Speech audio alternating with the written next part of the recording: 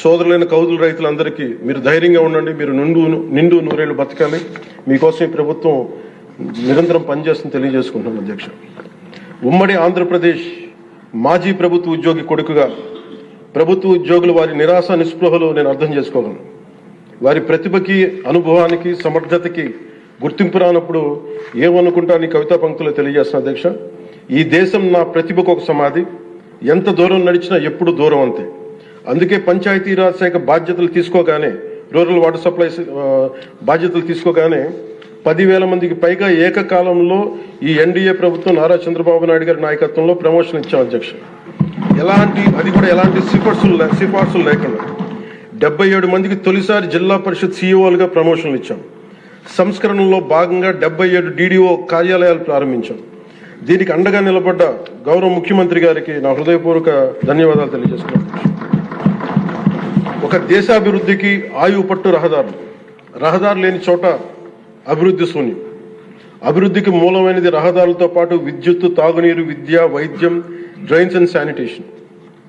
దాదాపు 2 ఏళ్ల పాలనలో ప్రపంచ కప్ గెలిచిన visually challenged women cricket team captain Deepika మొదలుకొని మొన్న పోలీస్ జాబ్స్కి మేము లెటర్స్ ఇస్తున్నప్పుడు ఉద్యోగంలో వచ్చిన యువ కానిస్టేబుల్ కానీ, ఉదయగిరి నియోజకవర్గంలో స్కూల్ పిల్లలు కానీ, ఇలా ఎందరో ఒకటే అడిగారు అధ్యక్ష.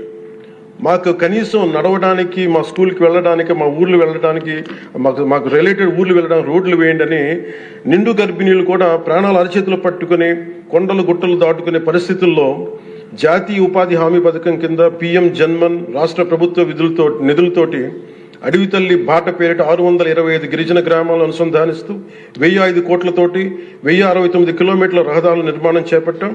దాంట్లో దాదాపు సగం పైగా రోడ్ల నిర్మాణం పూర్తి చేశాం. కొన్ని రోడ్లు గంటల వ్యవధిలో కూడా మంజూరు చేశాం అధ్యక్ష. అలాగే మారుమూల ప్రాంత ప్రజలు, గిరిజన ప్రాంత ప్రజలు గొంతిమ కోరికలు కోరలేదు అధ్యక్ష. వారు అడుగుతుందలా చిన్నపాటి రోడ్ల సౌకర్యం వారు అడిగేది. ఆ రోడ్లు మంజూరు చేసినప్పుడు, పూర్తి చేసినప్పుడు ఆ ప్రజల కళ్ళలో నాకు అనిపించేది ఇవే. గుక్కెడు నిశ్శబ్దం తాగి చిరిగిన చీకట్లు కప్పుకొని పడున్న నాకు కమ్మని ఆశామధురమ కానుకగా తెచ్చాం.